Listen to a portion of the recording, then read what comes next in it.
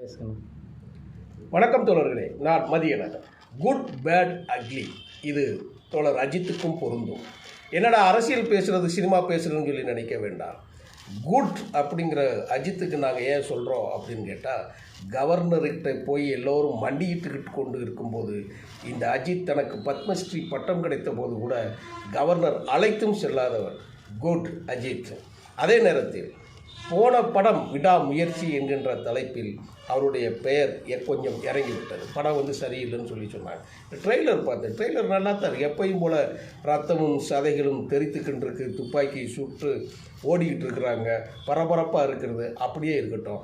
இந்த மாதிரி மனிதர்களும் வெற்றி பெற வேண்டும் என்று நாங்கள் விரும்புகின்றோம். ஏனெனில் அரசியலவே தன்னுடைய ஏமாற்றுத்தனத்திற்கு மூலதனமாக பயன்படுத்துகிற பொழுது ரசிகர்களை நல்ல மனிதர்களாக பண்படுத்தி வைத்திருக்கக்கூடிய தோழர் அஜித் இந்த படத்தின் மூலமாக வெற்றி பெற வேண்டும். அதிகாரத்திற்கும் அரசியலுக்கும் சம்பந்தமில்லை என்று சொல்லுகிறவர்கள், தன்னுடைய பெற்றோர்களை நீங்கள் நன்றாக கவனித்தால் போதும் என்று சொல்லுகிறவர்கள், நன்றாக படித்து நீங்கள் முன்னேற வேண்டும் என்று சொல்லுகிறவர்கள், எனக்காக பால் குடமும் சுவரொட்டிகளும் ஒட்ட வேண்டாம் என்று சொல்லக்கூடிய முதல் நடிகரும் கடைசி நடிகருமாக தோழர் அஜித்தை நாங்கள் பார்க்கிறோம். அவருடைய குட் பேட் அக்லி, இந்த அக்லியை தூக்கி எறிகிறோம், பேடை தூக்கி எறிகிறோம்.